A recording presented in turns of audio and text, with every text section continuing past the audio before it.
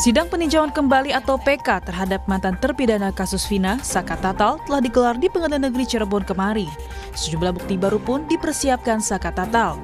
Dalam pembacaan PK tersebut, kuasa hukum menitik beratkan terkait kliennya Saka Tatal yang sempat dijadikan tersangka dan mendapatkan hukum pidana selama 8 tahun dinilai tidak sah secara hukum. Selain novum, kuasa hukum Saka Tatal juga akan hadirkan 8 hingga 9 saksi ahli. Di antaranya adalah mantan Wakapolri dan mantan Kabar Reskrim. Kita pemeriksaan saksi yang akan kita ajukan ada sekitar 8 atau 9 orang. Namun ada ahli pidana, ahli forensik, dan berbagai ahli yang lainnya kan sesuai dengan kemampuannya. Ada juga Pak Susno akan datang. Ada. Pak Susno juga akan datang. Pak Groseno juga akan datang. Sementara Liga Akbar siap menjadi saksi sidang peninjauan kembali Saka Tatal bila dibutuhkan. Menurut Liga Akbar, kesaksian tentang berubahnya kronologis dan peristiwa hukum akan menjadi bukti permulaan tidak adanya keterlibatan seluruh terpidana termasuk Saka Tatal. Bukti ini dinilai akan sangat penting jika disampaikan di persidangan peninjauan kembali Saka Tatal. Untuk bisa menjadikan Liga Akbar sebagai penguatan terhadap PK ataupun sebagai saksi, ya kami dan klien kami juga menanggapi positif karena gimana pun juga Saka Tatal harus tetap dibantu. Dan insya Allah klien kami Liga Akbar siap bersedia untuk memberikan keterangannya apabila dibutuhkan oleh kuasa hukum Saka Tatal. Namun dalam sidang, pihak termohon yang dijasa penuntut umum Kejari meminta sidang ditunda untuk pihak yang menanggapi memori PK Saka Tatal. Kami meminta waktu untuk menyusun ulang tanggapan kami majelis. Seperti itu majelis. Jadi belum siap untuk hari ini ya? Belum siap ya. Sidang PK Saka Tatal pun kembali dilanjutkan esok Jumat 26 Juli 2024 dengan agenda mendengar tanggapan pihak termohon. Tim Liputan, Kompas TV.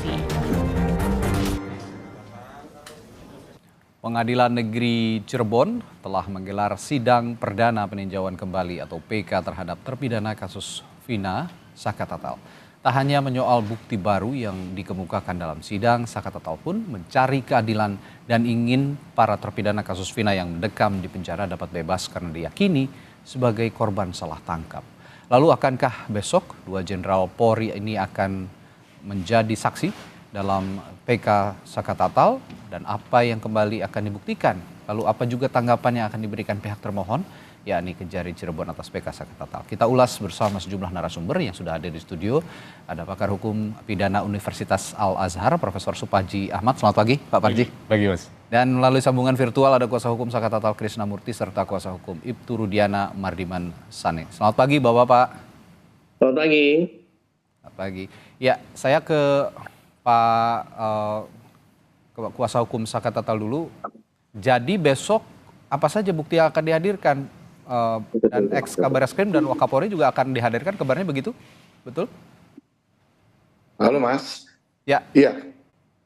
Besok itu hari Jumat adalah tanggapan dari pemohon. Masih belum ada agenda saksi. Nanti kita lihat lagi agenda saksinya mungkin di sidang selanjutnya, Mas. Oke. Berarti melihat ketersediaan waktu dulu begitu ya kira-kira ya? Iya. Baik. Iya, lalu betul. Kalau bukti-bukti akan ada bukti yang akan dihadirkan atau physical evidence yang akan dihadirkan besok? Kemarin itu kan kita tuh hanya membacakan memori PK yang kita ajukan. Artinya memori PK itu kan nanti diterima dan dicatatkan oleh Pengadilan Negeri Cirebon lalu dikirimkan ke Mahkamah Agung. Nanti Mahkamah Agung lah yang akan menyidangkan memori PK kami. Jadi terkait bukti-bukti yang kemarin kita ajukan, ada 10 novum yang telah kami ajukan. Ada 10 novum yang telah kami ajukan. Ya. Lebih banyak novum tersebut yang tidak pernah hadir, yang tidak pernah ada dalam persidangan tahun 2016. Jadi bukti-bukti baru dalam keadaan baru yang dapat kita temukan. Lebih mengarah kepada bukti-bukti kita itu bahwa kita meyakini bahwa ini adalah kecelakaan gitu loh Mas. Oke. Ya, koreksi kalau saya salah Pak Krisna. Sebelumnya kan ada 4 novum. Anda mengatakan tadi ada 10, berarti ada tambahan kemarin itu 6 novum begitu ya? Iya betul, ada tambahan 6 novum, kan termasuk ada keterangan Liga Akbar yang telah mencabut keterangannya, itu juga kita menjadikan novum. Oke. Dari 10 novum itu mana yang Anda yakini paling menguatkan bahwa Saka Tatal ini tidak terlibat peristiwa itu, dan bahkan peristiwa itu salah, bukan pembunuhan melainkan kecelakaan? Kami menemukan adanya misalkan motor yang kami temukan bahwa di luaran kan motor itu dalam keadaan baik-baik saja, tapi kami temukan motor itu luka kebanyakan di sebelah kanan. Lalu kami cocokkan lagi dengan foto korban juga ada luka-luka di sebelah kanan. Lalu kami temukan lagi adanya daging yang menempel di baut jalan, lampu jalan, itu akan menandakan juga itu adanya terjadi kecelakaan. Lalu kami juga menemukan lagi adanya foto-foto yang dimana korban sebelum dikuburkan, dari hasilnya kita temukan tidak ada luka penusukan di dada dan adanya sabetan dari senjata tajam. Itu yang kami temukan gitu loh, Mas. Oke. Saya kembali ke ahli yang akan dihadirkan pihak pemohon dari Anda, Pak Krisna. Kemarin beberapa waktu yang lalu tepatnya Pak Susno Duaji sempat berdialog dengan kami juga bersama Ibu Titin juga, kuasa hukum Saka Tatal juga, rekan Anda, bahwa dirinya kemungkinan tidak bisa memosisikan diri sebagai ahli dalam sidang PK Saka Tatal. Nah, Anda juga tapi mengatakan kemarin bahwa Pak Susno ini kemungkinan besar hadir dalam PK Saka Tatal. Bagaimana kepastian soal kehadiran mantan Kabar Eskrim ini, Pak Krisna? Kemarin sih dari tim kita masih komunikasi, katanya Pak Susno kesediaannya bisa hadir. Karena kami akan memperdalam dengan keterangannya Liga Akbar, mencabut keterangannya, lalu dia mengatakan bahwa dalam BAP tersebut dia diarahkan oleh Rudiana. Lalu ada juga terbaru dengan adanya pernyataan Dede juga BAP-nya dikatakan bahwa dia tidak mengetahui kejadian malam itu, dia hanya dibawa Aep sampai di Polres, Aep bertemu dengan Rudiana, lalu dia juga bilang bahwa BAP-nya juga diarahkan oleh Rudiana. Nah, kami ingin memperdalam karena kami tahu bahwa awal mulanya ini kan dimulai dari Aep dan Dede. Ketika Aep dan Dede membuat sebagai saksi, di mana di situ kan LP-nya dibuat oleh Rudiana. Jadi Rudiana yang melakukan LP, Rudiana yang menangkap, sementara posisinya Rudiana itu menjadi kanit narkoba ya itu waktu yang kita tahu. Lalu pengalaman dari Pak Susno mantan Kabar Eskrim dan Pak Hugo Roseno juga mantan Wakapolri dan Propam, itu yang kami akan perdalam. Apakah SOP-nya dan sebagainya diperbolehkan seorang kanit narkoba melakukan ini? Nah, kan kami ingin melakukan pendalaman itu karena kita lihat bahwa keahliannya beliau tuh bisa menjelaskan itu. Makanya sampai kemarin sih masih ada komunikasi, beliau akan datang di dalam persidangan kita gitu loh, Mas. Oke, bisa jadi mungkin keterangan Dede belakangan ini yang juga mencabut kesaksiannya mungkin merubah pendapat Pak Susno dan ingin akhirnya hadir dalam sidang besok, begitu kira-kira, Pak Krisna? Ya sepertinya begitu, Mas. Oke. Kami masih jalin komunikasi dan beliau bisa hadir katanya besok. Oke, baik, saya ke Pak Mardiman dulu saat ini. Dalam permohonan PK Saka, Pak Mardiman, salah satunya polisi menangkap dirinya dan terpidana lain tidak sah secara hukum. Respons Anda bagaimana sejauh ini? Jadi ya, Pak Mardiman silakan. Jelas Pak suara saya? Ya, silakan Pak Mardiman. Oke. Jadi saya setuju bahwa kan satu orang yang tidak bersalah, ya itu membebaskan satu orang yang tidak bersalah itu lebih mulia daripada membebaskan 1.000 orang bersalah lebih mulia daripada membebaskan satu orang tidak. Ya. Artinya dari pandangan Anda memang. Putus, Mas. Nah, jadi begini Mas. Tadi ada kata-kata dari rekan saya bahwa Pak Rudiana menangkap, mengarahkan segala macam. Terjadi. Itu tidak pernah terjadi. Yang dilakukan oleh Pak Rudiana adalah intuisi dia sebagai anggota Polri, anak ini almarhum bukan kecelakaan tunggal. Karena hebatnya luka-luka yang dia derita. Nah, oleh karena itu dia memulai investigasi secara mandiri. Jadi bukan penyidikan ya Mas, beda.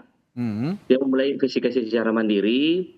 Nah, kebetulan salah satu dari 2 orang yang mencabut keterangannya itu, Dede dan Liga Akbar, itu adalah teman almarhum Eki, yang namanya Liga Akbar. Liga Akbar inilah pintu masuknya Mas. Nah, kalau bicara soal Pak Rudiana posisinya sebagai di bagian narkoba pada saat itu memang benar adanya, betul itu. Nah, motifnya Pak Rudiana melakukan investigasi cuma satu, Mas. Motifnya adalah beliau orang tua korban yang merasa bahwa anak ini meninggal tidak wajar karena motor dari saudara Eki almarhum itu mulus, tidak seperti dahsyatnya luka yang diderita oleh saudara Eki almarhum. Jadi tidak ada motif apapun, motifnya cuma satu, mencari kebenaran karena dia adalah orang tua dari almarhum korban yang sangat parah lukanya. Itu aja, Mas, dari saya dulu. Oke. Anda mengatakan tadi Ibtu Rudiana pada saat itu melakukan investigasi mandiri. Artinya investigasi mandiri ini tidak ada sama sekali tindakan hukum yang diambil pada saat itu, hanya menelusuri saja peristiwa. Kira-kira seperti wartawan peristiwa kecelakaan ini. Wartawan juga memiliki jurnalisme investigasi kan. Oke, ya. Nah, mirip itulah, Mas. Jadi tidak dalam kapasitas dia sebagai anggota Polri, meskipun pada dirinya menempel atribut sebagai anggota Polri. Saya ingin katakan di Kompas ini adalah kita bersyukur salah satu dari dua orang tua korban itu adalah penegak hukum. Mas bayangin ini di framing sedemikian rupa, Polsek juga sudah mengatakan bahwa ini adalah kecelakaan tunggal, ya. Bila salah satu dari kedua orang tua ini adalah bukan orang yang mengerti hukum, maka kedua adik kita ini akan dikebumikan, dan hingga sekarang ini ya sudah orang-orang yang, ya kalau saya tetap berpendapat ya, Mas, bahwa yang diputuskan bersalah dalam putusan nomor 4 tahun 2016 itu adalah tetaplah orang-orang yang bersalah dalam kasus ini. Mohon maaf, saya tetap pada pendirian saya seperti itu. Oke. Nah, saya kembali ke tindakannya Pak Rudiana pada saat itu, investigasi secara mandiri. Artinya yang dikatakan bahwa Pak Ibtu Rudiana pada saat itu menghampiri beberapa orang sambil juga melakukan tindak kekerasan, itu tidak ada sama sekali? Tidak ada, Mas. Oke. Saya bisa pastikan itu tidak ada 1000%.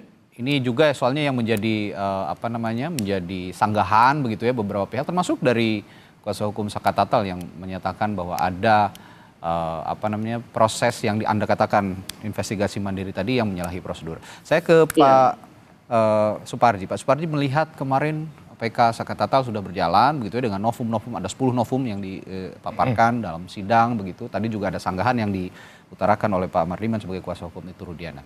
Sejauh ini Anda bagaimana melihat kedudukan kasus ini sejauh ini? Ya, pertama menurut saya yang harus juga jadi perhatian ya. Bahwa narasi salah tangkap itu perlu dilengkapi. Oke. Karena apa? Karena ini bukan sekedar asumsi ya, sekali lagi kalau asumsinya ini salah tangkap ya. Karena tidak sekedar soal penangkapan, tapi juga soal penuntutan, soal pemeriksaan dan penghukuman. Artinya bahwa proses hukum ini sudah melalui dari penyidikan, kemudian penuntutan oleh jaksa, pemeriksaan di persidangan, bahkan di persidangan sudah bertingkat sampai pengadilan negeri, pengadilan tinggi, sampai kasasi. Artinya apa? Kalau seandainya ada persoalan dalam konteks penangkapan, maka mestinya bisa dikoreksi oleh kejaksaan. Kalau ada kesalahan di konteks kejaksaan, bisa dikoreksi oleh pengadilan negeri atau pengadilan tinggi atau kemudian kasasi. Karena berantai ini ya? Karena berantai. Ya. Jadi perlu kemudian secara proporsional melihat kasus ini, tidak fokus pada konteks salah tangkap. Bisa salah tuntut, bisa salah adili, bisa salah hukum. Kalau sekali lagi, kan ada asumsinya seperti itu. Mengingat apa? Proses hukumnya sudah bertingkat. Kemudian yang kedua, bagaimana mengukur kekuatan novum tadi. Saya kira kita mendengar dari pemberitaan media, membaca dari media itu, bahwa unsur adanya keadaan baru sudah terpenuhi. Karena apa? Karena memang alat bukti yang disampaikan itu belum pernah diungkapkan sebelumnya. Kemudian yang kedua adalah unsurnya diduga kuat akan mempengaruhi putusan sebelumnya. Itu unsur yang diperlukan. Bahwa kemudian apakah ini mampu mempengaruhi secara signifikan putusan sebelumnya tergantung dari proses pembuktian. Kalau ada 10 novum berupa foto dan kemudian ada ahli, ada saksi, pertama yang harus dicatat adalah foto ini tentunya barang cetakan dari informasi elektronik atau dokumen elektronik sebelumnya. Maka harus diperhatikan konstruksi pasal 5, pasal 6 Undang-Undang ITE. Bagaimana kemudian memastikan kalau ini sebuah foto dari barang cetakan elektronik yang diakui sebagai alat bukti pendukung, karena apa? Karena 184 KUHP kan jelas, clear ya. Saksi, surat, petunjuk, ahli, keterangan terdakwa. Dan ini menggunakan bukti elektronik dicetak berupa foto yang kemudian dalam Undang-Undang ITE diakui sebagai bukti pendukung. Maka dibuktikan kesempurnaannya, keutuhannya, sehingga betul-betul bisa mendukung. Perlu didukung laporan forensik digital supaya apa? Supaya jelas. Nah, kemudian yang kedua adalah kalau nanti memang mampu menghadirkan ya alat bukti itu didukung dengan misalnya dokumen elektroniknya, saya kira cukup berpengaruh. Ya. Kemudian berikutnya adalah bahwa kalau menghadirkan saksi yang dalam hal ini DD tadi itu yang mengatakan ada kesaksian palsu sebelumnya atau keterangan palsu sebelumnya, maka ini nanti juga akan sangat dipengaruhi tentang apa yang disampaikan. Apakah secara otomatis bahwa dia ketika mengatakan keterangan sebelumnya direkayasa dan sebagainya akan berpengaruh terhadap putusan ini, saya kira tidak sepenuhnya bisa simplifikasi seperti itu, harus ada dukungan-dukungan yang lain. Kalau kemudian konteksnya menghadirkan ahli, tentunya ahli ini kan kapasitasnya adalah menerangkan, membantu majelis hakim supaya terang benderang perkaranya ini. Jadi mengukur kekuatan pembuktian dari novum, kemudian saksi, kemudian ahli, saya kira akan sangat dipengaruhi dalam proses pembuktian di persidangan nanti itu. Dan yang perlu dicatat adalah bahwa persidangan PK pada Pengadilan Negeri Cirebon ini pada konteks mendengarkan dari permohonan, jawaban termohon, kesimpulan, dan kemudian ada semacam rekomendasi dan nanti kembali akan pada Mahkamah Agung yang memutuskan. Dan juga penting perhatiannya adalah mungkin publik bertanya, Saka Tatal ini sudah di luar, kemudian kenapa mengajukan PK? Urgensinya adalah supaya yang bersangkutan adalah bebas murni, tidak menjadi mantan narapidana, maka ada upaya hukum untuk mencari keadilan ini. Gitu. Ya, membersihkan nama juga membersihkan nama baik. Karena memang ya cap mantan terpidana ini sangat tidak nyaman pasti untuk Saka Tatal dan untuk masa depan Saka Tatal misalnya untuk mencari pekerjaan dan segala macam ini akan sulit. Penting untuk melakukan PK ini. Betul. Nah, saya akan kembali ke konteks saksi ataupun ahli yang rencananya akan dihadirkan oleh pihak Saka Tatal nanti. Tadi dikatakan ada mantan Wakapolri, mantan Kabareskrim, Pak Susno Duaji. Saya ingin minta pendapat Anda soal kedudukan keduanya ini, apakah bisa diposisikan sebagai ahli atau bagaimana? Ya, kualifikasi ahli memang secara sederhana ditafsirkan adalah orang yang memberikan keterangan berdasarkan pengetahuan, berdasarkan pengalaman, berdasarkan keahlian.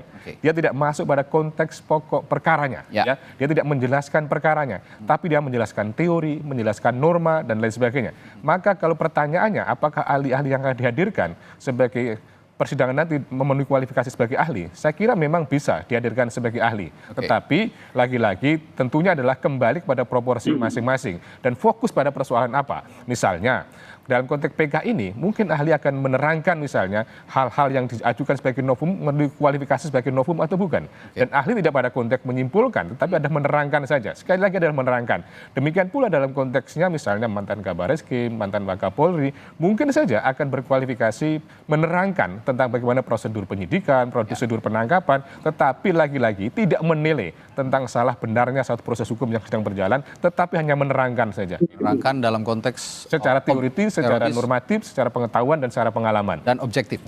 Objektif dan rasional gitu. Ya. Saya kembali ke Pak Kuasa Hukum Saka Tatal tadi, Pak Krishnamurti. Pak, tadi dikatakan Pak Suparji, Prof Suparji, narasi salah tangkap ini harus dilengkapi. Bisa juga tidak hanya konteks salah tangkap, ada kejaksaan yang salah tuntut atau pengadilan juga yang salah putus. Nah, dalam novum yang Anda ajukan ke sidang PK ini ada 10. Bagian mana yang bisa kira-kira melengkapi narasi yang salah tangkap ini tadi?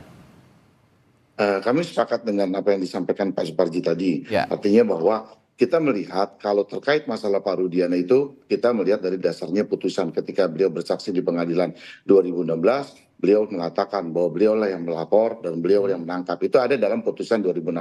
Nah kalau misalkan kemudian kedua saksi yang kita jadikan novum, Liga Akbar dan Dede itu kita juga lihat dari tayangan YouTube atau tayangan media yang kita cuplik, yang kita ambil, itu kita jadikan juga sebagai novum. Artinya kan bahwa kalau sampai itu dua saksi diarahkan dalam BAP-nya, lalu kemudian dalam putusan 2016 juga ada 3 DPO yang sudah ditetapkan, Sandi Eka dan Andi dan Peggy. Lalu kemarin dengan putusan para peradilannya Peggy dibebaskan. Berarti sampai saat ini dengan adanya 3 DPO itu, 3 DPO tidak pernah ada. Berarti 3 DPO itu kita anggap fiktif. Karena 2 dianulir, 1 dibebaskan. Kalau sementara Peggy itu salah tangkap, harus ada Peggy yang lain dong. Buktikan kalau itu memang betul ada di dalam putusan DPO. Nah kemudian betul bahwa pertama polisi melempar itu kasusnya adalah pasalnya 351. Kemudian jaksa penuntut membuat itu menjadi 340, lalu hakim juga menetapkan 340. Kemudian waktu 2016 bersidang, DD tidak dijadikan saksi, lalu AR tidak dijadikan saksi.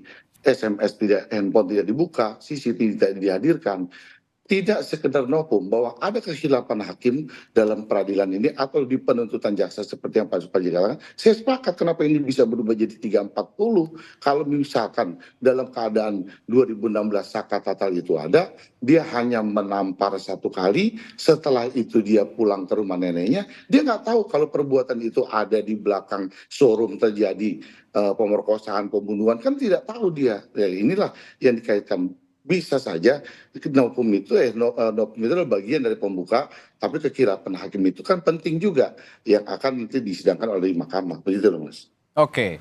Nah, yang juga penting adalah kedudukan hukum Ibtu Rudiana sampai saat ini yang masih banyak pihak publik juga mempertanyakan bagaimana sih kedudukannya. Kalau tadi dikatakan oleh Bung Mardiman bahwa tidak ada atau banyak yang tidak benar dari keterangan-keterangan para terpidana yang ataupun kuasa hukum yang menyebut bahwa ini Ibtu Rudiana yang melakukan kekerasan pada saat investigasi secara mandiri, melakukan kesalahan prosedur termasuk salah tangkap dan juga memberikan laporan-laporan yang tidak sesuai dengan kenyataan dengan mengarahkan kesaksian Aep dan Dede yang pertama kali diminta bersaksi, termasuk BAP yang ditandatangani oleh keduanya tanpa dihadirkan dalam persidangan pada tahun 2017 yang lalu. Nah, bagaimana nanti menyikapi soal ini? Saya akan tanyakan juga kepada Bung Mardiman dan juga Bung Krisnamurti setelah jeda di Sapa Indonesia Pagi. Tetaplah bersama kami.